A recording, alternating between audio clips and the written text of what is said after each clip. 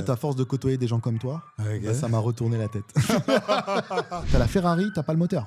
Tu vas commencer à aller chercher des clients alors que t'as même pas rentré 1 euro, t'as déjà des frais. Je me suis retrouvé assistant de l'assistant. Je dis bien assistant de l'assistant. Allez-y, soyez dans l'action. Soyez des faiseurs, pas des diseurs.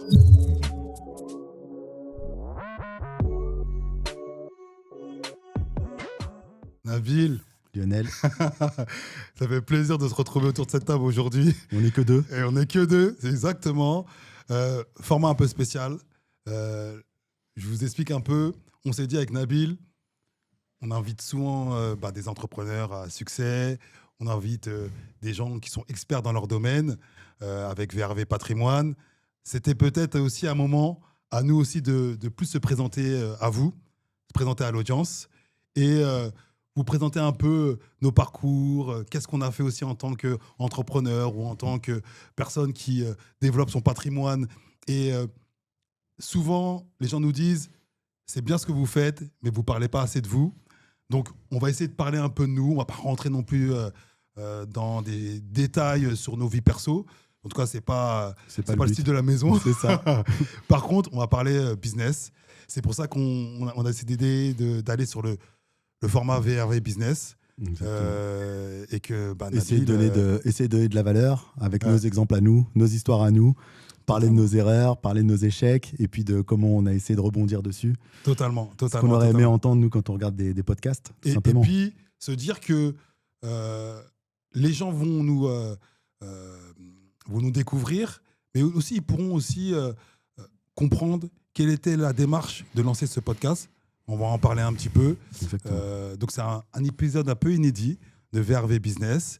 Donc, ce que je vous demande, comme d'habitude, si vous voulez soutenir la chaîne, si vous voulez soutenir le podcast, partagez, likez, commentez. Et j'espère qu'on va vous faire un bel épisode. On va tout faire pour. Carrément.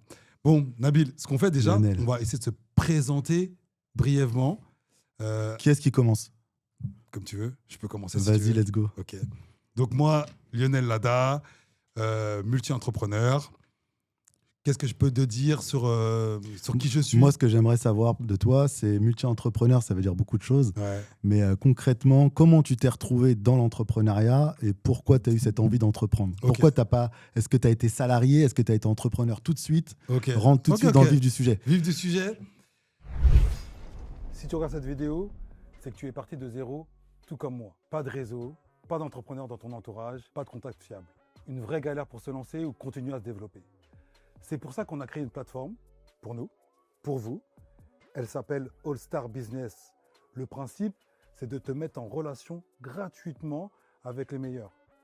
Le meilleur comptable, le meilleur webmaster, le meilleur leveur de fonds, le meilleur banquier. C'est simple, va sur le site, remplis juste un formulaire sur ton business et si on peut, on t'aidera. Plus d'infos dans la description, retour à la vidéo. Je pense que j'ai toujours été intéressé par l'entrepreneuriat, mais j'avais ni pour moi, les compétences et les savoirs. Et c'est vrai que c'est grâce à l'arrivée d'Internet, grâce à l'arrivée d'exemples sur les réseaux, que je me suis dit, c'est peut-être possible pour moi. Et d'ailleurs, c'est pour ça qu'on fait VRV Business, parce que moi, je pense que les gens qui m'ont inspiré, c'est important de les mettre en avant, de les valoriser. VRV Business, VRV Story, VRV Patrimoine, c'est l'idée de valoriser un peu ces personnes-là. Et donc, moi, je suis je dirais, un entrepreneur de YouTube dans le sens où c'est YouTube et les exemples d'entrepreneurs que j'ai vus sur les réseaux qui m'ont fait me dire, je peux y aller. Parce qu'avant, je faisais d'entrepreneuriat, entre guillemets, j'allais dire, l'entrepreneuriat un peu de quartier, de rue, de proximité. C'est un bon l'entrepreneuriat de proximité. Exactement. Et donc, ça veut dire que, voilà, on faisait des petits business, des petites choses. Et on n'allait pas jusqu'au bout parce qu'on avait l'impression qu'avoir un numéro de SIRET, c'était quelque chose de complexe. C'est ça. Et donc, moi, en 2012, si je ne dis pas de bêtises, 2012-2013, j'ouvre un premier magasin de cigarettes électroniques avec un de mes associés. Et ça a été. Et ça, c'est ton premier business, magasin de cigarettes électroniques. Premier business officiel. D'accord. Mais si tu veux, avant, j'ai organisé des soirées. Ouais. Voilà. J'ai bossé aussi un petit peu en tant qu'apporteur d'affaires dans l'immobilier, dans le courtage. Et donc, du coup, voilà, tu es indépendant. J'ai aussi... j'étais un peu un deal maker. Mais tu tu as vois. déjà été dans salarié ou pas? Alors, j'ai déjà été salarié. Tu as déjà été Ouais, salarié. D'accord. fonction publique, Fonction publique. animation, D'accord. au service des enfants et des Ça, jeunes. c'est ton premier pas dans le travail, on va dire. C'était l'animation. Ouais, non, le premier pas dans la vie active, c'est un peu comme tous les mecs comme moi qui n'ont pas de diplôme. C'est à Roissy, à lever des cartons ou dans des jobs des alimentaires, boîtes de toute façon. de manutention. Donc voilà, à Chronopost, à FedEx, voilà. Donc j'étais plus pas de diplôme, donc tu vas vers les boulots qui sont pour toi. Mhm. Mais j'ai toujours porté des projets. Tu vois, à un moment, j'ai une période un peu dans la musique. Et ben, dans mon équipe, c'est moi qui allais à la SACEM déclarer les titres. C'est moi qui produisais avec un autre associé à moi, un autre ami à moi qui allons sortir les CD, etc. Donc, on a toujours été un peu dans cette phase entrepreneuriale. Mais comme je te le dis, pas officiel, on ne se considérait pas comme des entrepreneurs. Je dis entrepreneur de la street sans abuser de la street. Hein. C'est juste pour te dire que c'était de la débrouille plus qu'autre chose et que j'avais l'impression qu'il y avait une barrière à l'entrée qui était un peu trop haute pour moi parce que je n'avais pas un cursus scolaire qui allait dans ce sens-là. Et tu n'avais pas d'exemple précis aussi, tu n'avais pas d'exemple concret. Dans ma famille, il n'y a C'est pas exactement d'entrepreneur. ça. Est-ce que dans ta famille, il y avait des entrepreneurs? C'est ça. C'est le Et donc, du coup, ça fait que je découvre un peu l'entrepreneuriat, je dirais, par la force des choses. Et pour la petite histoire, je t'explique. Je suis avec un ami à moi qui est devenu après mon associé et avec qui je fais pas mal d'affaires aujourd'hui, qui est toujours mon associé très proche. On a une amie à nous qui nous dit qu'elle a ouvert un magasin de cigarettes électroniques. On se dit, mais comment ça, elle a réussi à faire elle ouvre ça. un magasin de cigarettes électroniques. Et donc, un peu par fierté et le fait de se dire qu'elle soit capable de faire un magasin de cigarettes électroniques, on se dit, mais non, si elle arrive à le faire, nous, on peut le faire. On peut le faire. Ouais. Et donc, on nous a dit comment tu as fait. On est parti regarder un peu son business model. Et après, d'ailleurs, avec elle, on en a ouvert un deuxième, un troisième à Bordeaux. Et donc, ça nous a permis de nous lancer dans l'aventure d'entrepreneuriat. D'accord. Et toi, ouais. Non, mais dis-moi tout. C'est super intéressant et c'est aussi pour ça qu'on a vite matché, toi et moi. C'est qu'on a deux profils qui se ressemblent pas trop au départ, mais qui au final se rejoignent sur ce côté-là entrepreneurial. Moi, j'ai un parcours un peu plus classique que toi, on va dire. Moi, j'ai fait un cursus assez classique, scolaire très classique. Et ensuite, rapidement, en fait, j'ai voulu rentrer dans le côté professionnel du scolaire avec à l'époque l'apprentissage. Okay. À l'époque, l'apprentissage, quand j'ai dit à ma mère que j'allais faire de l'apprentissage, je pense qu'elle a cru que j'allais être, sans vouloir dénigrer, les fonctions manuelles. Mais elle s'est dit, attends, tu as fait des études supérieures très généralistes et là, tu me parles d'apprentissage. Pour elle, c'était fonction, c'était de la manutention. Voilà. Pour elle, menuisier, etc. En plus, moi, je suis pas du tout agile de mes mains. Donc, elle s'est dit, mais qu'est-ce que tu vas faire? Qu'est-ce que tu vas faire là-dedans? T'as pas du tout le profil. Et je dis, non. Maintenant, il y a de l'apprentissage dans le secteur de la banque. Okay. Et donc, je peux rentrer, mettre un pied dans la banque et continuer à faire mes études à côté. Okay. Franchement, je pense qu'au début, elle s'est dit, c'est bizarre son histoire. On va voir ce que ça donne, on verra bien. Mais à l'époque, l'apprentissage finançait déjà les diplômes ou pas? Exactement, c'était le tout début. En fait, moi, la chance que j'ai eue, c'est que je suis rentré dans un cursus où en fait, c'était financé par le Crédit Agricole, le centre de formation du Crédit Agricole. Et derrière, en fait, j'ai pu faire mes études Bac+2 et ensuite Bac+5 dans des banques différentes. Et c'est comme ça qu'en fait, ça a pu à la fois me financer mes études. Ça m'a permis d'avoir un petit salaire tous les mois, de mettre un pied dans le monde professionnel et de me dire, j'irai jusqu'à ce Bac+5, mais en ayant déjà un pied dans l'entreprise. Bien sûr. Aujourd'hui, c'est devenu presque un courant, voire élitiste. C'est devenu même élitiste maintenant dans les écoles pour rentrer dans l'apprentissage. Sur des écoles un peu plus généralistes, c'est devenu très compliqué d'y aller parce que tout le monde veut y aller. Mais à mon époque, à moi, c'était hyper rare, quoi. C'est-à-dire que quand tu dis apprentissage, c'est ok, en fait, t'es pas fait pour les études, donc tu vas dans l'apprentissage. Donc c'est comme ça que moi j'ai mis un pied dans c'était pas du tout l'entrepreneuriat pour le coup, mais le côté professionnel. J'ai mis un pied dans la banque. Ok. Donc très tôt, j'ai mis un pied dans la banque. Et pareil, par le pur des hasards, en fait, je me suis retrouvé dans un centre d'affaires entreprise. Okay. Et le centre d'affaires entreprise, c'est quoi? C'est la banque, mais pour les entreprises. Donc en fait, déjà, moi, je savais même pas qu'il y avait... Enfin, Je m'en doutais, mais je ne savais même pas comment était organisée la banque. Moi, je connaissais mon agence de proximité, Ouais, tu vois, ça, comme tout le monde. Je Je connaissais la caisse d'épargne, je connaissais la Poste, voilà, le LCL, voilà, toutes ces banques-là. Et là, on me dit, en gros, on a des banques spécifiques, des services spécifiques pour accompagner les entreprises. Les chefs d'entreprise, etc. Et moi, je me suis dit, oh, c'est exceptionnel, ça, c'est trop bien. Et donc, je me suis retrouvé assistant de l'assistant. Je dis bien assistant de l'assistant. J'étais pas assistant, j'étais assistant de l'assistant. Et donc, pour faire simple, hein, avant vraiment de faire ce que je voulais, ça m'a pris du temps. Okay. Et d'ailleurs, tous les étudiants qui sont dans cette phase-là, c'est normal. On n'a pas tout de suite ce qu'on veut. Ça demande du temps, ça demande de prouver aussi. Et ça demande d'être patient, mais dans ce centre d'affaires, pour la faire courte, j'ai commencé donc assistant de l'assistant. Et ensuite, plus j'évoluais dans les études, plus j'ai pu ensuite devenir un vrai assistant chargé d'affaires entreprise, qu'on appelait à l'époque chargé d'affaires entreprise. Moi, je trouve que justement, quand tu parles de ton exemple et de l'alternance, je pense qu'il est important de dire à l'audience et à tous les jeunes qui nous suivent que l'alternance, c'est pas sous-coté. Et au contraire, il faut y aller. Et pour y aller dans des meilleures conditions, moi, je les conseille d'aller dans soit des groupes où ils savent qu'ils vont avoir, des grands groupes où ils vont avoir des vraies responsabilités. Et des possibilités d'évolution. Des possibilités d'évolution et qui pourront revendre, du coup, leur expérience. Ou sinon, d'aller dans une petite boîte où ils vont être très proches des décideurs, très proches du patron.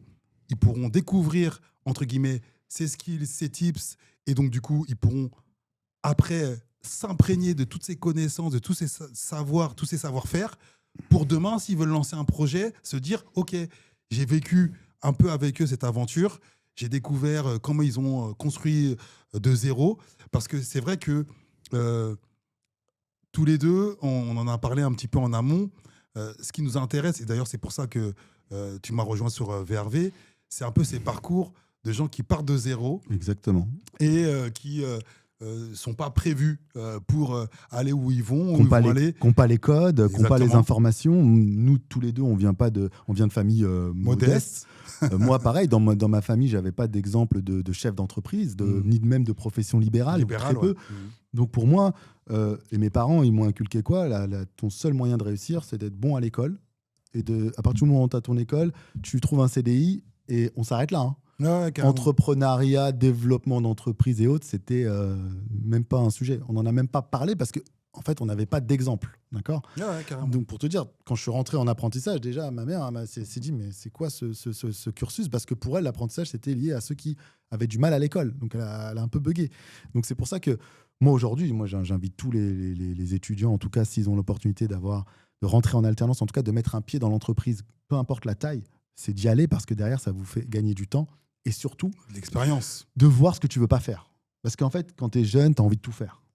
Tu as envie de tout faire. Dès que tu vois une opportunité, quelque chose, tu te dis je vais le faire, ça a l'air bien. Moi, ce que je dis, c'est utilise l'apprentissage pour savoir ce que tu ne veux pas faire, surtout pas faire, et pour prendre des skills sur tes chefs d'entreprise, sur des personnes qui ont des responsabilités dans la boîte, et te dire ah bah tiens, il fait comme ça a l'air de marcher, Totalement. Ça c'est bien vu. Et après, quand toi, tu vas rentrer dans le monde de l'entreprise, tu auras ton CDI, peu importe, tu auras déjà tout ce bagage-là pour toi, et ça va être une énorme aide pour toi, et ça va te faire gagner du temps. Aujourd'hui, on est dans une époque où moi, je l'ai vu après en banque quand j'avais des étudiants avec moi, des apprentis, etc. Parce qu'après, je me suis retrouvé tuteur, etc. Je vois qu'aujourd'hui, les jeunes, ils ont besoin d'aller vite. Ils ont besoin d'aller très vite, d'être dans des projets court terme. Ils ont besoin de réponses rapides et d'évoluer rapidement. Moi, je suis tout à fait d'accord avec ça. Par contre, prenez le temps d'apprendre votre métier. Prenez le temps de vous imprégner des gens qui sont autour de vous. Ouais, bien sûr. Et après, vous aurez des opportunités qui vont s'accélérer. Et ça va même vous permettre d'éviter de faire des erreurs parce que les gens que vous allez croiser vont vous dire écoute, j'ai fait ça, j'ai loupé à cause de ça, je me suis trompé, évite ça. Et donc, c'est quand même en termes de savoir, un savoir de qualité. Un savoir-faire et un savoir-être. On en parle souvent du savoir-être. Le savoir-être, tu vas l'avoir que quand tu seras au sein de l'entreprise, dans une organisation économique qui va te permettre de comprendre les règles, les codes, comment on s'habille, comment on parle, comment on s'exprime en fonction de la personne qu'on a en face de soi, avec les clients, avec les fournisseurs, tout l'écosystème. Et quand tu le vois, ça, c'est après que tu pourras toujours avoir ton identité. Moi, j'avais un ancien patron qui me disait « Tout ce que tu vois là, prends-le, digère-le, mais garde ton identité. Ça ne sert à rien d'essayer de faire semblant ou de vouloir faire comme. Au début, tu as tendance à copier parce que tu ne maîtrises pas. Donc, tu copies. Tu copies le commercial qui est D'ailleurs, bon. Et d'ailleurs, c'est une bonne idée de copier au début. Au début, tu copies. C'est une Tu bonne copies idée. parce que tu te dis, ça a l'air de marcher ce qu'il fait, mais tu copies, mais tu le vis pas. La chose, tu la maîtrises pas. Après, tu vas commencer à la digérer. Et quand tu vas la digérer, toi, mélangé avec ton identité, ton ADN, c'est là que tu vas être le meilleur. Donc moi aussi, ce que je conseille, c'est apprenez, digérez, mais gardez votre identité. C'est votre identité qui va faire que vous allez avoir votre parcours. Votre singularité. Et c'est ce qui va faire la différence. Ouais, exactement. Votre singularité, votre, j'allais dire, différence et votre proposition de valeur que vous aurez par rapport aux autres. Exactement. Parce que vous allez devenir quelqu'un d'unique. On va dire, écoute, cette personne-là, je la veux parce qu'elle a telle et telle qualité que d'autres n'ont pas. T'es allé un peu vite, on est rentré dans l'alternance. Tu m'as pas dit ce que tu faisais aujourd'hui. Alors, aujourd'hui, du coup, après avoir fait à peu près une dizaine d'années en banque, toujours dans l'accompagnement des chefs d'entreprise, j'ai décidé de passer dans l'indépendance, de passer le cap. Alors, on en reparlera, mais entre-temps, il y a eu quelques passages, expériences dont on parlera après, parce que ça ne s'est pas fait tout seul. Pareil, hein, ça mûrit dans le temps et on fait des erreurs de parcours, on apprend. Mais aujourd'hui, donc moi, je suis agent général d'assurance, plutôt orienté gestion de patrimoine au sein d'une grosse compagnie suisse qui travaille en France principalement. Et aujourd'hui, j'accompagne ces mêmes dirigeants, profession libérale, sur des sujets protection sociale. Donc, protection sociale, c'est quoi? C'est les choses toutes bêtes, hein, la mutuelle, la prévoyance, que ce soit pour les salariés ou pour le dirigeant. Et à côté de ça, tout ce qui est épargne au sens large, épargne retraite. On parle beaucoup de retraite en ce moment, c'est un gros sujet. Donc, moi, je m'occupe de ça, de mettre en place de l'épargne retraite, de l'épargne salariale. Tu es à ton compte? Et je suis à mon compte. Ok. Voilà, Magnifique. donc je suis passé de l'autre côté de la barrière. De l'autre côté, c'est ça, de l'autre côté. Et du coup, ce qui va être intéressant que tu vas nous raconter, c'est effectivement ce passage-là de salarié à indépendant. Pareil pour moi, hein. De toute façon, c'est pareil pour moi. Toi, c'était quoi le déclic qui t'a fait que tu t'es dit, ouais, je vais aller... En fait, à force de côtoyer des gens comme toi, ça m'a retourné la tête. C'est vrai? Clairement. Moi, c'est les entrepreneurs qui m'ont donné le virus, en fait. En fait, toute la journée, toutes mes semaines, je côtoyais des chefs d'entreprise. Au bout d'un moment, je me suis dit, mais attends... Après, attention, c'était pas que des réussites. Hein. C'est-à-dire que j'ai vu des belles boîtes réussir, comme j'ai vu des boîtes déposer le bilan, parce que voilà, malheureusement, ça n'allait pas pour plusieurs raisons. Mais quoi qu'il arrive, le fait de côtoyer ces personnes-là, vraiment, l'adage qui dit « dis-moi qui tu fréquentes, je te dirai qui tu es ». Mais clairement, dans le business, c'est clair et net, c'est vrai, parce que en fait, à force d'être avec ce type de personnes-là, au bout d'un moment, et aussi parce que tu as le tempérament aussi, hein, il y a aussi une question de tempérament, mais tu te dis « mais attends, comme tu dis, si lui, il y arrive », pourquoi moi, j'y arriverai pas? Au début, tu te mets une barrière en disant c'est impossible, il faut sortir de telle école, il faut sortir de, je sais pas, d'avoir des parents qui étaient déjà chefs d'entreprise pour pouvoir le faire. Et après, tu rencontres des personnes comme toi qui t'expliquent que ils sont partis de rien. Ils ont avancé. Aujourd'hui, ils ont des super boîtes, ça marche super bien. Alors, c'est pas facile, hein, c'est très difficile parce que nous, on voit que le haut de l'iceberg, on sait pas ce qui se passe derrière. On voit que la fin du projet, on voit pas tout le parcours, tout le chemin. 99% des chefs d'entreprise, même ceux qui ont repris des boîtes, des papas et des mamans, etc., c'est pas facile. Ils ne choisissent pas la facilité parce que tu as des salariés, tu as des contraintes, tu as des responsabilités. C'est quand même quelque chose de lourd, c'est pas quelque chose de simple. Bien sûr. Donc, surtout en France, avec les réglementations, avec une fiscalité qui change tous les ans. Tout est instable, une politique instable, une politique économique qui est instable. Incroyable. Honnêtement, aujourd'hui, je ne sais plus dans quel podcast il y avait un de tes invités qui disait ça, qui disait aujourd'hui, si un Américain ou un Anglais ou un fonds d'investissement étranger, s'il voit que tu as réussi en France, pour lui, c'est un test qui est passé. Totalement. C'est-à-dire que pour lui, il dit non, mais c'est bon. Si tu as réussi en France, tu peux réussir ailleurs. Tu peux réussir partout parce qu'il y a une telle contrainte administrative et juridique, fiscale que franchement, réussir en France, c'est déjà pas mal en termes au niveau business. Autant dans le salariat, c'est un peu différent, mais dans le business, comme on parle aujourd'hui, c'est pas simple. Donc voilà, c'est comme ça que, au bout d'un moment, j'ai décidé Ton déclic, le déclic. Et toi, du coup, c'était quoi ton déclic? Moi, mon déclic, je pense que, pareil, j'étais matrixé par la culture hip-hop, le rap, et en observant des rappeurs qui, eux, à côté de leur... j'allais dire leur parcours musical et leur carrière musicale, ils lançaient des produits business, ils lançaient des dérivés, de la SAP, ils faisaient pour certains des boissons énergisantes, etc.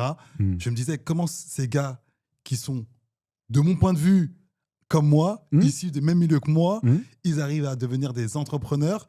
Ok, la base, c'est la musique, mais surtout, c'est qu'ils ont tenté d'aller dans des milieux qui n'étaient pas les leurs, Tout à tu fait. vois. Ouais. Et donc ça m'a inspiré.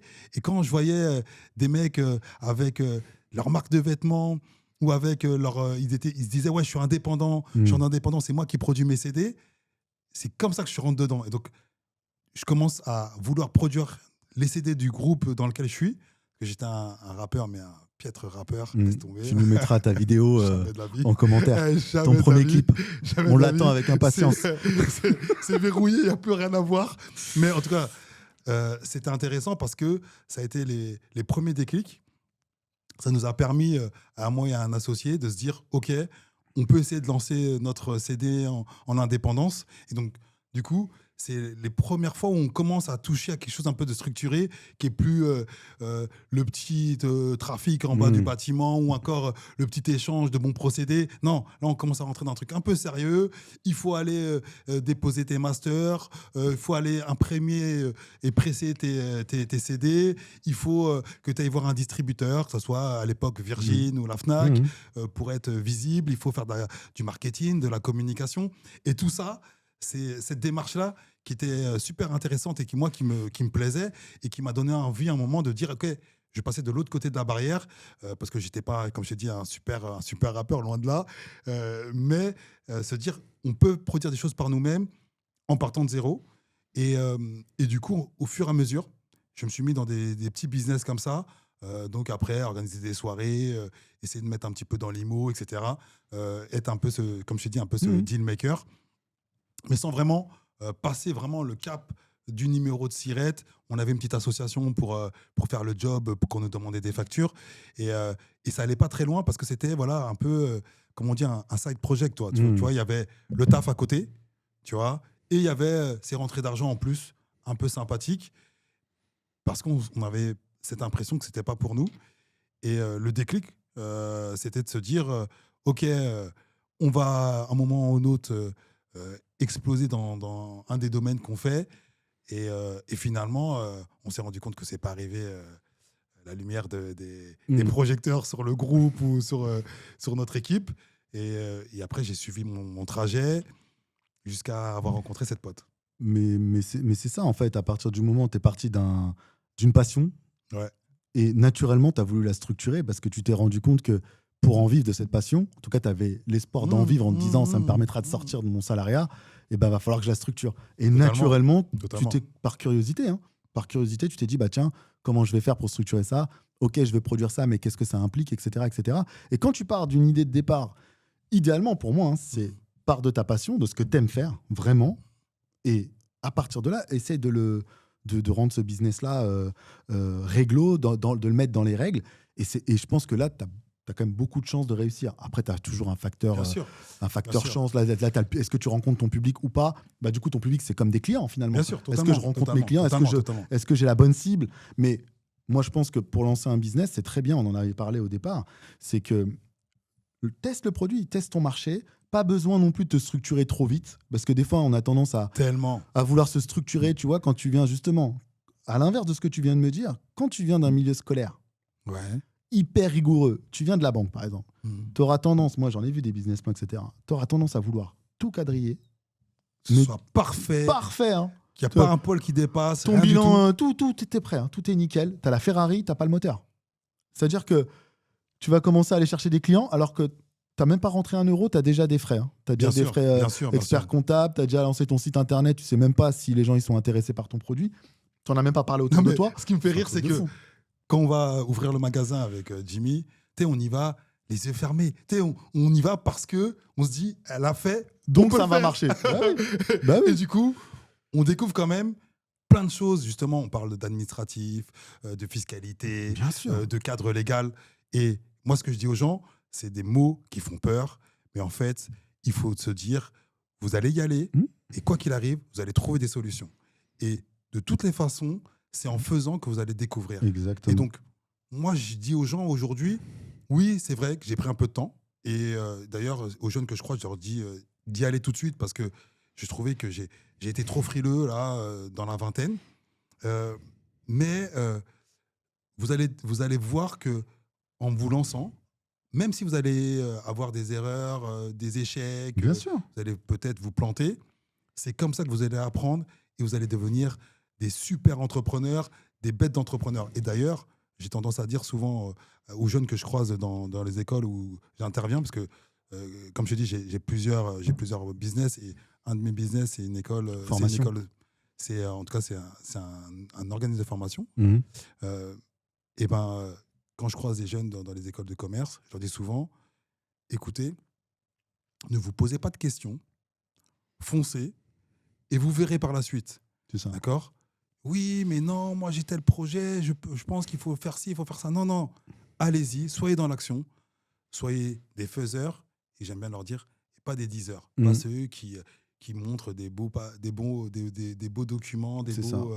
j'allais dire PowerPoint, C'est ça. des belles plaquettes, mais qui font pas grand-chose derrière. C'est ça. Mais après, par rapport à ce que tu dis là, c'est aussi parce qu'on est dans une génération, en tout cas, on a eu un moment aussi dans les années un peu, ces bulles Internet, etc. Là, je sais pas si tu vois, mais Ouais.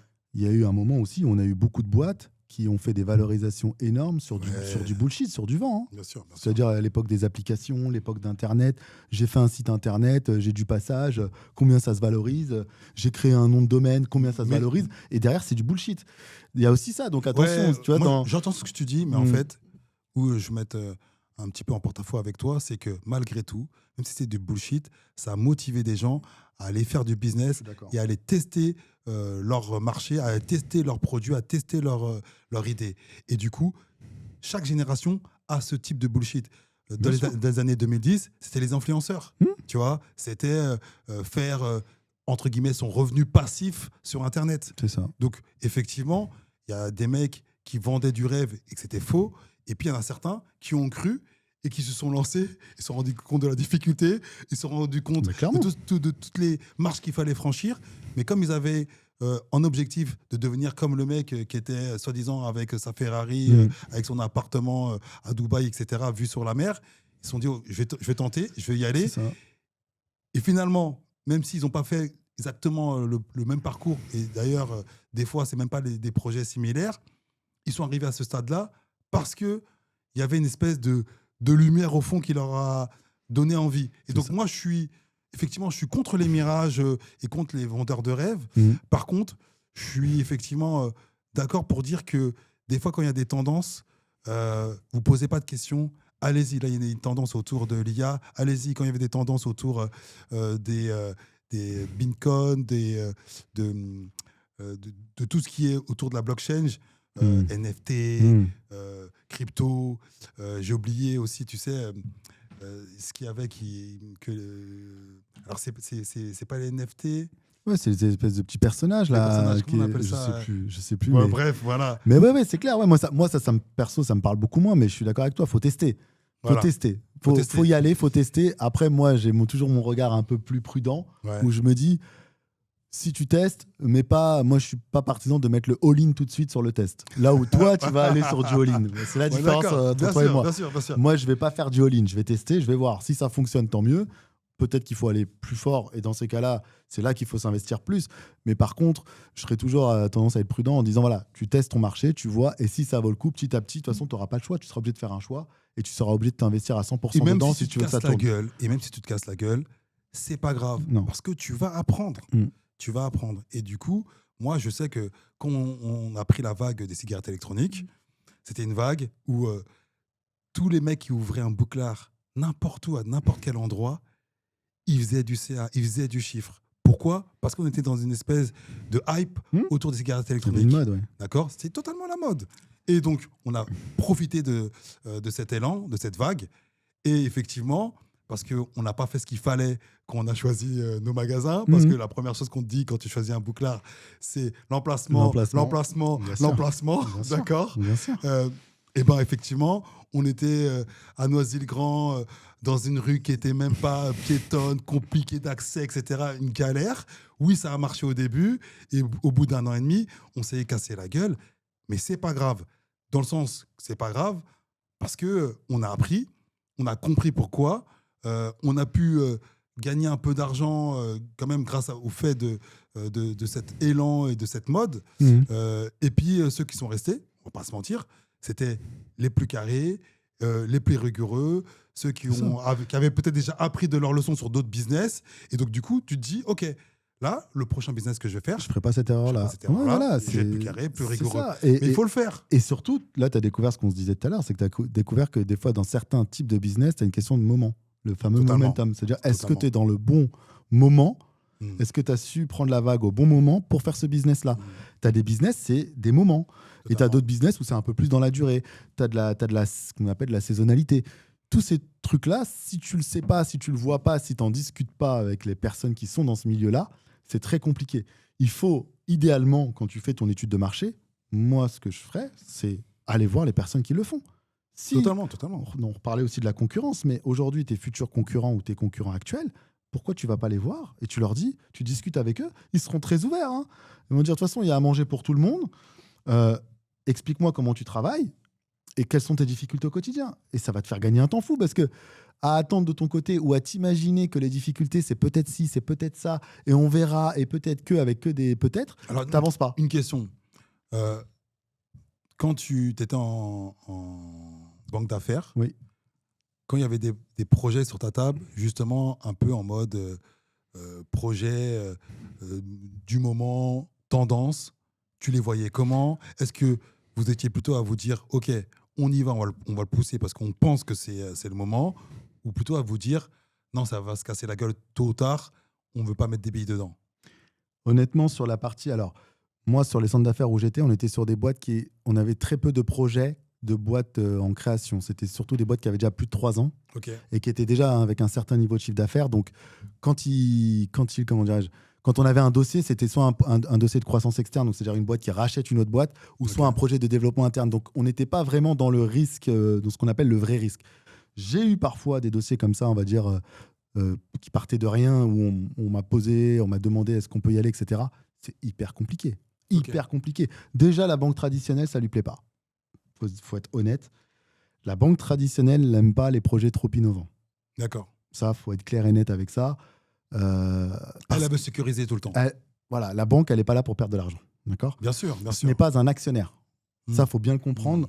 Donc, quand on vous dit, oui, la banque est là pour vous aider dans vos projets, etc., oui. C'est des Quand BPM, c'est des ça. projets immobiliers, parce que tu as un actif immobilier sur lequel tu peux te sécuriser. Quand c'est des projets qui ont une vraie visibilité. Tu rachètes un restaurant qui existe depuis 10 ans. Tu rachètes une boîte qui existe depuis 10 ans. Une épicerie. Voilà, là, ils vont y aller, hein. Mm. Bien sûr. Pourquoi ? Parce que tu as de l'historique, tu as de la concurrence. On en reparlait tout à l'heure, mais Bien sûr. tu as des comparatifs. Des comparatifs. Mais quand tu arrives et que tu dis bonjour, je vais lancer un nouveau business, je m'appelle Facebook La en France. start-up. Facebook en France, il n'aurait jamais existé. Hein. Bien Je te sûr. dis clairement. Hein. Facebook en France n'aurait jamais existé parce qu'on n'a pas du tout On n'est cette pas câblé comme ça en mais France. pas du tout. Mais pas du tout. Je veux dire, s'il y a un dossier qui arrive comme ça sur la table, on va pas regarder. Alors, depuis, il y a des fonds d'investissement qui sont beaucoup plus présents.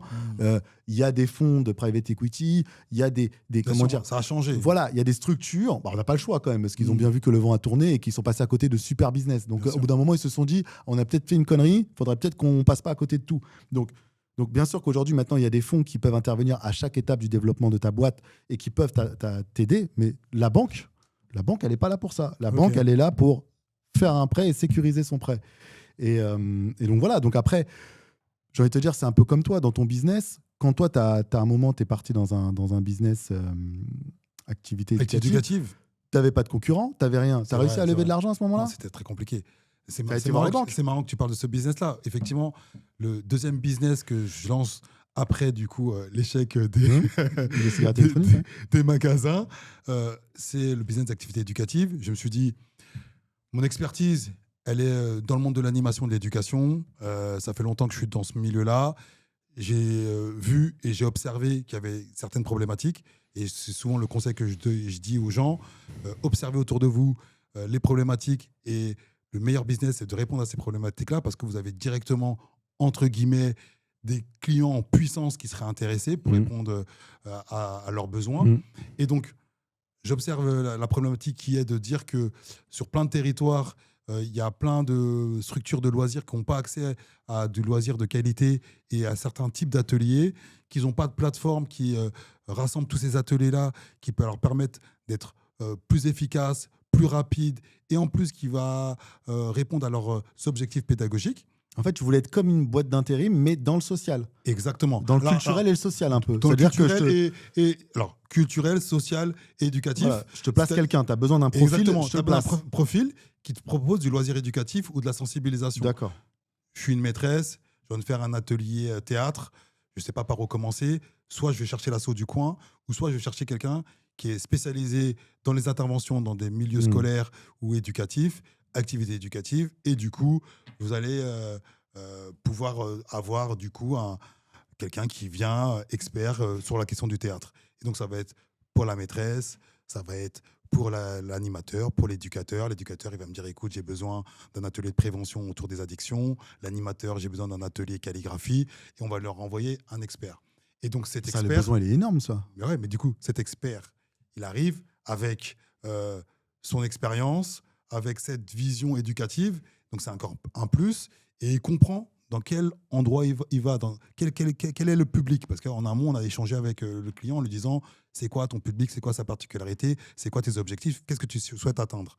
Donc nous, on va avec la conviction que c'est un besoin. On est d'ailleurs souvent félicité par plein de gens qui nous disent, franchement, ce business-là, j'y ai pensé, mais je ne me suis pas lancé, parce que dans ce milieu-là, effectivement, les gens sont un peu frileux, puisqu'ils sont pour la majorité fonctionnaires, et donc aller créer une entreprise à côté, pour eux, ça a l'air un petit peu trop éloigné de leurs compétences, alors qu'en vérité, c'est faux. Ils nous disent, ah ouais, c'est magnifique le projet que vous avez fait, franchement, si j'aurais pu, j'aurais fait le même projet. Et on se rend compte de quoi? Qu'en fait, il n'y a que nous qui proposons ça, et qu'on est les seuls. Voilà, un business model nouveau. Exactement. Et donc, il y a effectivement profondeur de marché, mais énorme. Et puis, en plus, une croissance, et d'ailleurs, ce qu'on a vécu pendant les premières années, très forte. Donc, on était un peu en mode start-up. Et donc, on s'est dit, OK, un peu une start-up de l'économie sociale et solidaire. On va y aller.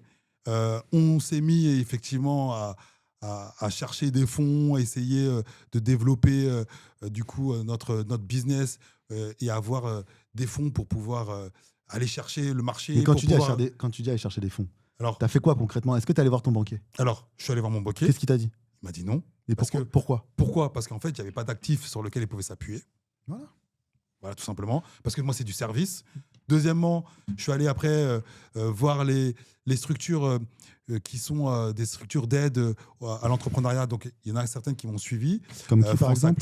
France Active, ouais. Garance, ils nous ont accompagnés. Donc, on a réussi à lever, entre guillemets, des sommes qui nous ont permis de nous développer au début. Mais vraiment, c'est vraiment, comme on dit, pour le lancement, tu vois, l'amorçage.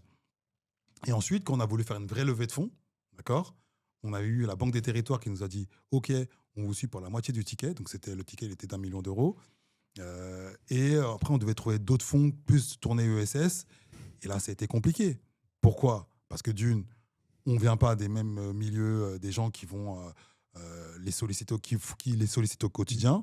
Parce qu'ils ont l'habitude de voir des gens qui sont sortis d'écoles de commerce, sortis des beaux quartiers, qui sont proches d'eux. Là, ils ont vu un noir, une rebeu qui sont arrivés devant eux. Ils se sont dit, bon, OK, on ne sait pas si on va vous suivre. En plus, on n'est pas des entrepreneurs de base, c'est-à-dire qu'on n'a pas un cursus entrepreneur. Donc, ils se sont dit, en plus, on va mettre de l'argent sur des gens peut-être qui ne sont pas vraiment des vrais entrepreneurs. On prend un risque.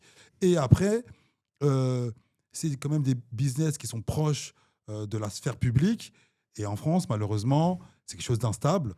Donc, moi, c'est pour ces 3 raisons, je pense qu'on ne nous a pas suivis, même si le projet il était très intéressant. Et ça nous a mis dans des difficultés parce que c'était un business, et c'est toujours un business qui consomme énormément de cash pour pouvoir se développer rapidement. Aujourd'hui, la boîte, elle existe toujours. Elle a connu des turbulences fortes, et on pourra en parler tout à l'heure.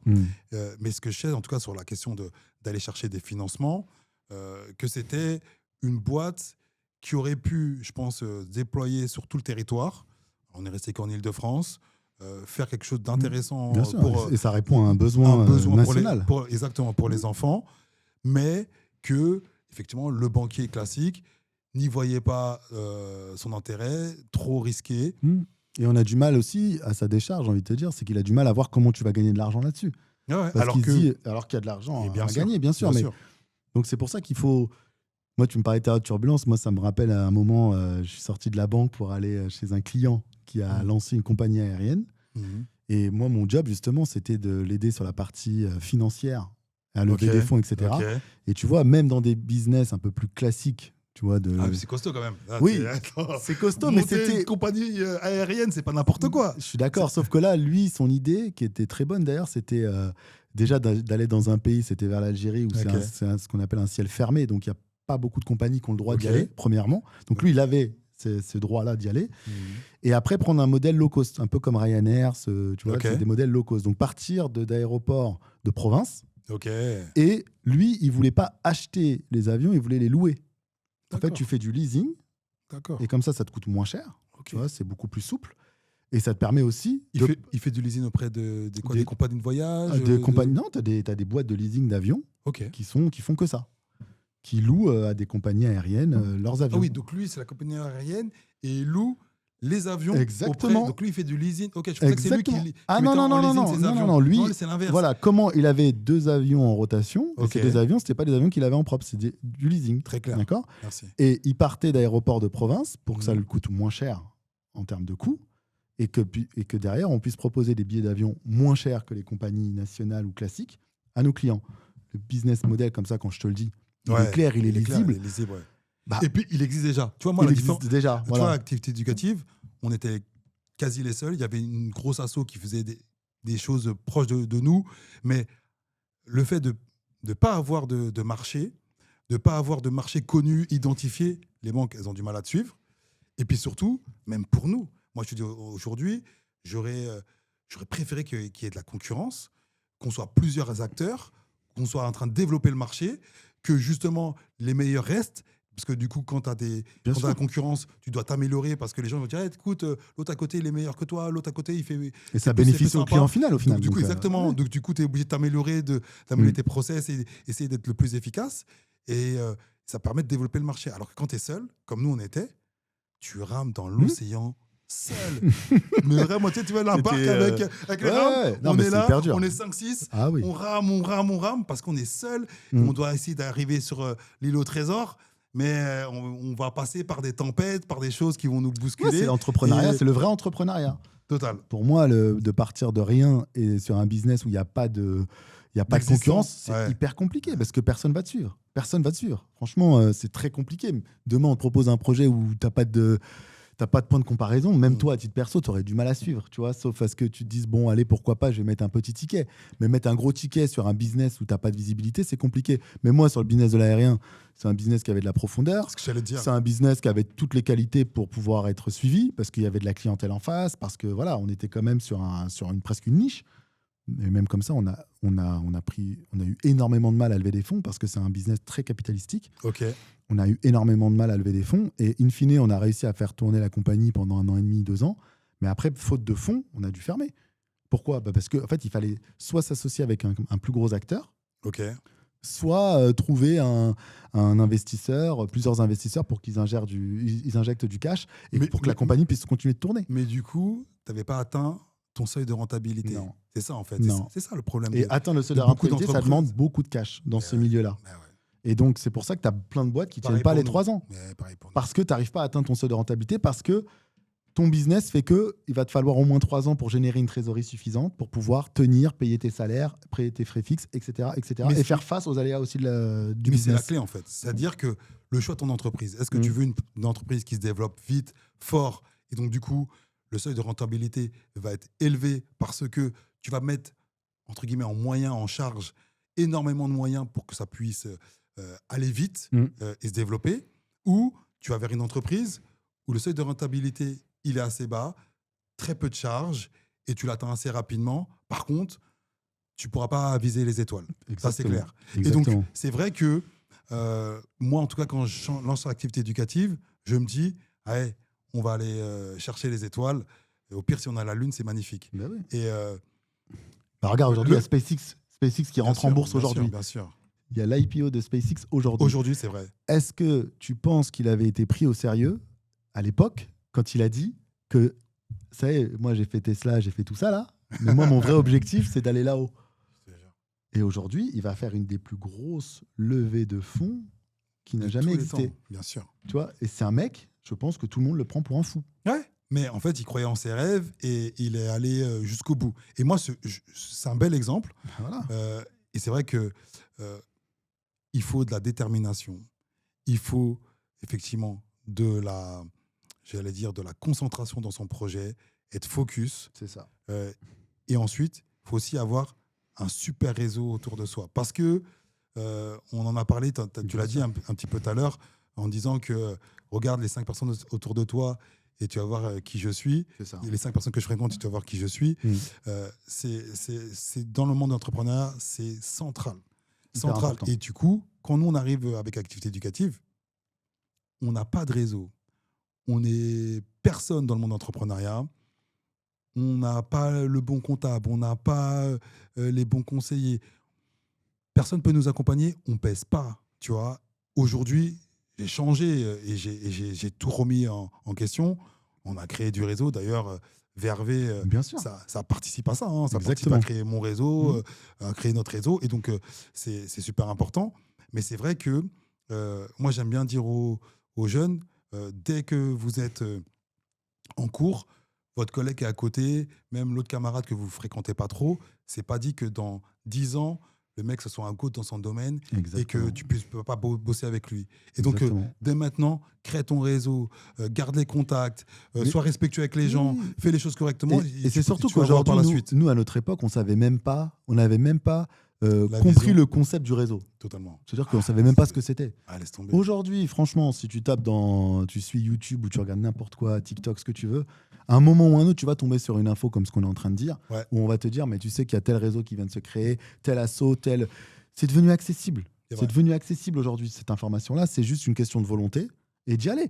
Après, c'est pas parce que tu vas dans un réseau ou que tu vas faire du réseautage que tu auras les réponses à tes questions tout de suite ou que tu auras un retour sur investissement tout de suite. C'est quelque chose qui se fait sur le long terme. Totalement. Bah, tu vois, le dernier projet, en tout cas ma dernière boîte qui s'appelle AIC Formation, qui est un organisme de formation dont on parlait tout à l'heure, c'est parce que le réseau m'a permis de me dire, OK, j'ai un réseau, j'ai un environnement qui est favorable à ça, j'y vais. Et donc on a lancé avec mes 2 associés et franchement, ça marche bien, ça tourne bien parce que on avait un réseau qui était, entre guillemets, en adéquation avec ce projet-là. Et donc je pense que des fois, il faut effectivement pénaliser ton réseau pour lancer tes C'est exactement ça. Moi, je pense qu'il faut essayer idéalement, c'est de garder une trame dans ce que tu fais.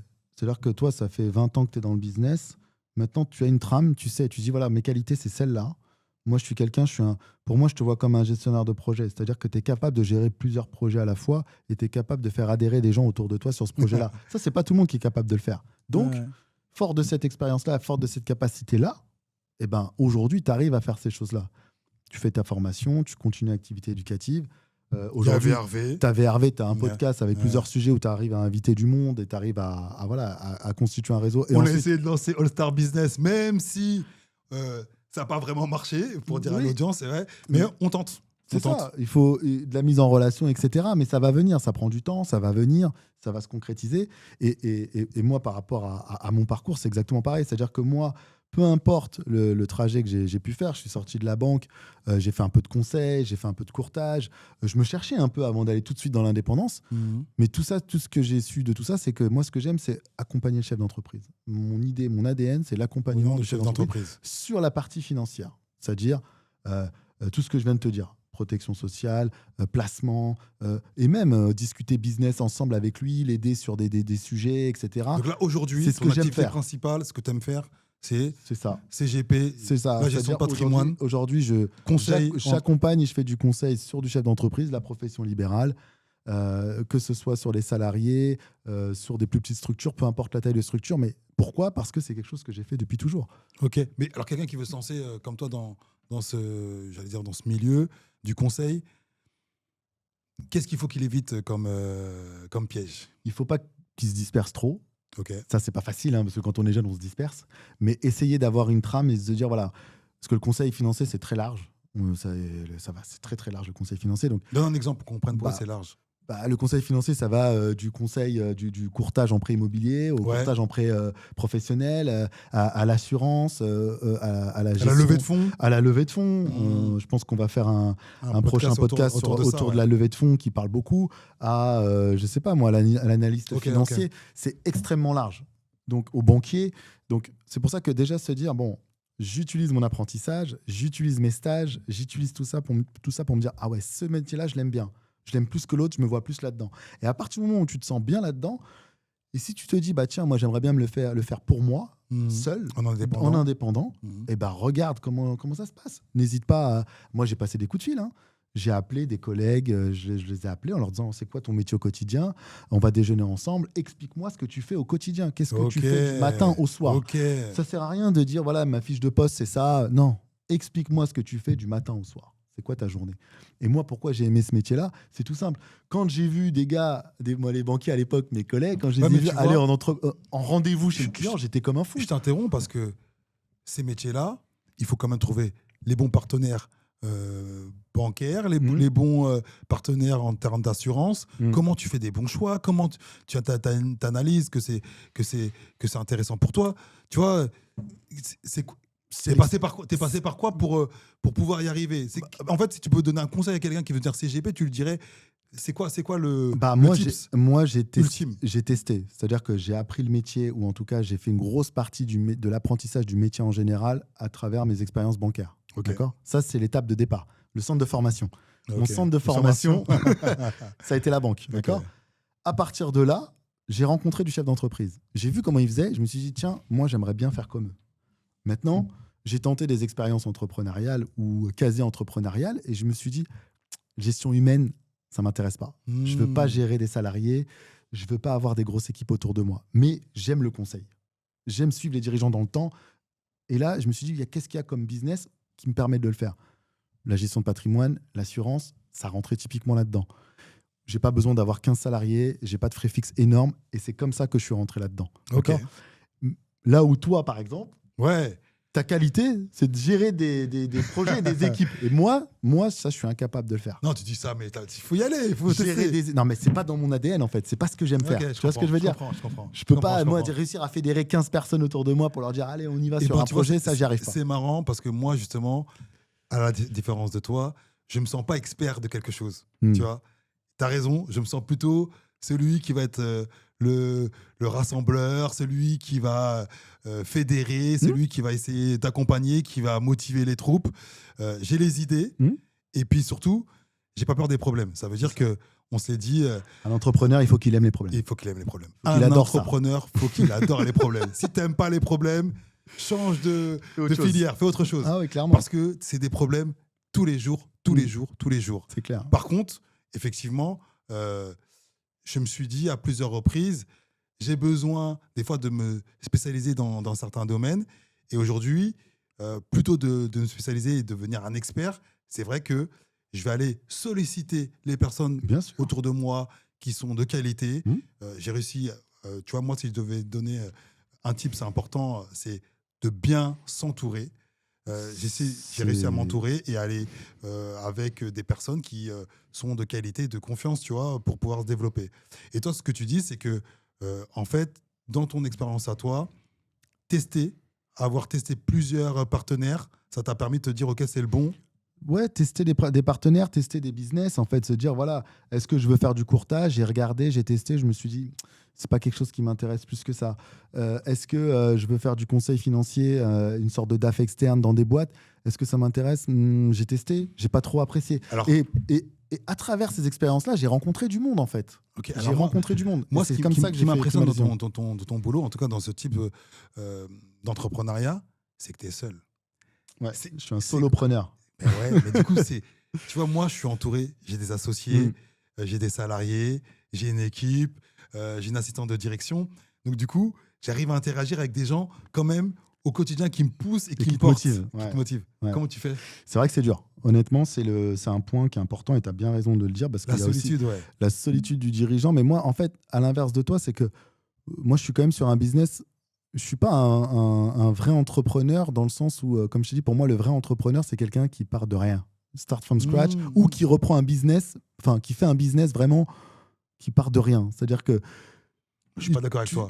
On en a L'entrepreneur, déjà parlé. c'est celui qui crée de la valeur. Aujourd'hui, tu crées de la valeur seul, Je Nabil. suis d'accord, Tu mais crées de la valeur seul. Donc, t'es un mais c'est entrepreneur. moins compliqué, je trouve, qu'un entrepreneur qui dit voilà, aujourd'hui, je vais créer ma marque, je vais créer mon produit, je vais créer quelque chose, je vais aller dans un nouveau business que personne ne connaît. Moi, je trouve ça, moi, je suis épaté. Mais pas Alors du que tout. moi, Moi, je c'est suis plus sur un- compliqué d'être seul, se Non. lever le matin, se dire Ah non, non, bon, non, non. je vais leur frapper à la porte Non, des gens, non, moi, je suis leur, pas leur d'accord. dire, Mais non, ok, parce est-ce que tu veux bosser avec moi, est-ce que tu veux prendre mes conseils? Tu vois, quand je vois les coachs, les conseillers, Ouais. les assureurs qui sont Ouais. solos, moi, alors peut-être c'est Mais des moi, métiers j'ai qui une marque m'interpellent. derrière moi qui me soutient. J'ai un. Mais même si c'est cette Tu marque vois qui ce te que je veux soutient, dire? C'est pas. tu je vas suis pas seul. C'est-à-dire que le matin, il n'y a personne qui te dit Nabil, il faut que tu sois Ah oui, au bureau à telle tout heure. seul, ouais. Voilà. Tout seul, ouais. En fait, ça t'oblige à avoir une certaine rigueur de. Ça, c'est clair. Je suis d'accord avec toi. Eh bah ouais, Ça c'est chaud, t'oblige à ça. une rigueur. Ou même un truc tout bête, c'est-à-dire que le matin, t'aimes bien être au café et discuter avec tes collègues. Tu vois, ça, c'est des trucs qui peuvent te manquer parce que c'est vrai que ça crée de l'interaction et des fois, t'as un peu un petit coup de mou. Il peut te remotiver. Allez, vas-y, là, il y a des beaux dossiers en ce moment. T'inquiète pas, ça va venir. Là, en ce moment, c'est calme, mais ça va repartir. Là, t'es tout seul. Mais après, c'est à toi de t'organiser dans ta semaine pour aller faire du réseautage, pour voir les gens que t'apprécies, Ouais, mais des il y a gens qui moments t'apportent. difficiles. Quand il y a des moments difficiles, tu fais comment? Eh ben, t'as tes proches. T'en parles avec tes proches. T'as tes proches. C'est-à-dire que Ok. tu n'auras pas beaucoup de monde autour de toi, mais le peu de monde que tu as autour de toi, c'est des gens qui vont te ressembler. C'est-à-dire que tu vas parler. Toi-même, tu vois que entre le moment où tu étais salarié et le moment où maintenant tu es multi-entrepreneur, tu n'as plus du tout les mêmes relations. C'est vrai. On est d'accord. On est d'accord. Et c'est des gens qui te comprennent. Donc quand ça va pas bien en ce moment, tu as un business qui est un peu en bas ou que tu as des craintes, tu vas parler avec ces gens-là qui sont passés par là. Bien sûr. Donc Non, ils vont te je dire, suis entièrement ils vont te d'accord avec donner ils vont pas, il n'y a pas de recette miracle, mais ils vont te parler en toute connaissance de cause, en disant, t'inquiète pas, ils vont te moi aussi je comprendre. suis passé par là. toi. Ils vont te comprendre. Voilà, peut-être travaille plus ci, travaille plus ça. Ils seront pas dans le jugement, ils seront plus dans, écoute, regarde, t'as peut-être pas regardé ce sujet-là, ou regarde un peu, ou des fois sur une simple discussion, il va te parler d'un truc qui pour lui c'est évident, mais pour toi tu vas dire, ah, putain, j'y ai même pas pensé à ça, alors que c'est devant moi. Mais parce que tu as tellement la tête dans le guidon, tu es tellement dans ton focus quotidien, que des fois tu as du mal à prendre de la hauteur. Donc c'est pour ça que, certes, j'ai pas de collègues, enfin si, j'ai mes collègues autres indépendants avec qui j'échange aussi régulièrement. Ok. On a quand même un groupe WhatsApp avec qui on discute. Ok. Et puis tu te fais quand même des relations qui t'aident et qui te permettent de bouger. Mais c'est vrai que quand tu es tout seul, la chance aussi d'être chef d'entreprise, c'est que tu choisis ton réseau, tu choisis tes relations. Bien sûr. Et c'est des gens souvent qui te ressemblent. Mais tu vois, par Donc, exemple, nous, voilà. en 2002, après la guerre en Ukraine qui se lance, on a les collectivités qui se font mais vraiment défoncer par rapport aux subventions. non, pas aux subventions, aux tarifs de l'énergie. Ah oui. D'accord. Nous, quand l'énergie double, c'est-à-dire qu'on passe de 80 à 160 euros, ça fait beaucoup, c'est cher, mais on est capable de l'assumer, même si on râle tous en tant que, j'allais dire, particulier. Par contre, une collectivité qui avait un budget sur les fluides de gaz, de fuel, de pétrole et d'électricité de 2 millions, 3 millions, ça double. À un moment, elle se dit, ça passe de 4 millions à 6 millions. Elle se dit, écoute, il faudra faire des arbitrages. Bien sûr. Et les activités pour les enfants un peu sympathiques, le kinball, la calligraphie. Des piscines. Voilà. Ils avaient fermé des piscines à un moment parce que ça leur coûtait trop cher. Ça coûtait trop cher. Donc tout ça, c'est des activités sportives pour les enfants. Bien sûr. Qui passent à la Et trappe. donc nous, on a été frappés par ça, tu vois. Et on a vécu une vraie crise où on avait même du mal à payer nos intervenants, on galérait à payer nos factures, on a failli mettre la clé sous la porte. Moi, j'ai fait quoi? Je suis sorti moi-même de la boîte, mes salaires, etc. On est plusieurs à être partis, on était 19, on a réduit les effectifs. Tu as réduit la voilure, bien sûr. On a réduit les voilures, la voilure, excuse-moi. Et on a souffert pendant cette période-là, mais on était en équipe. Et même quand j'étais à l'extérieur, tu vois, c'est-à-dire que j'étais toujours, entre guillemets, aux manettes, mais j'étais plus au quotidien dans la société. J'avais une équipe, j'avais Leïla avec moi, j'avais Julia avec moi, j'avais Lee avec moi. C'est hyper important. Et donc, on était là, on discutait, on trouvait des solutions. On essayait d'avancer. Et donc, c'est pour ça que je te dis que quand toi, tu es dans le dur, effectivement, il faut avoir des proches avec toi. Avec qui tu peux parler, avec qui tu peux échanger. Mais tout ça, ça rentre dans ce qu'on ne te dit pas forcément dans le business. Ce que je disais tout à l'heure, tu as ce qu'on voit, le haut de l'iceberg, la réussite, tout semble tourner au mieux, c'est facile. Et il y a tout ce qu'on ne voit pas, c'est ce côté-là psychologique où c'est pas facile d'être tous les jours motivé, c'est pas facile de tous les jours délivrer le meilleur de soi-même parce qu'on reste des êtres humains et que c'est une course de fond. Totalement. Le business, c'est une course de fond et prendre les bonnes directions, prendre le bon virage. Quand tu sens que ton business, c'est plus d'actualité et qu'il a plus sa cible, il faut savoir aussi dire stop. C'est vrai. Et ça, c'est hyper compliqué. C'est très compliqué. Va dire stop dans un business parce compliqué. que toi, c'est ton bébé. Tu dis, mais attends, comment ça? Moi, j'ai vécu grâce à ce bébé. C'est moi qui l'ai créé. Là, tu es en train de me dire que ce bébé, il n'a plus d'avenir. Et puis surtout, tu as les charges de ta famille qui sont corrélées au succès de ta boîte. Bien sûr. Tu as les dépenses au quotidien que tu dois auxquelles tu dois répondre, assumer, excuse-moi. Bien sûr. Non, mais c'est pour ça que... Véritablement, c'est des fois difficile de se dire, OK, je vais arrêter et je vais me lancer sur autre chose. Hyper dur. Et puis en plus, quand tu sais que c'est un business qui peut marcher, qui peut fonctionner, et donc c'est compliqué. Après, le bon entrepreneur, le vrai entrepreneur, encore une fois, pour moi, c'est quelqu'un qui est capable de rebondir après l'échec.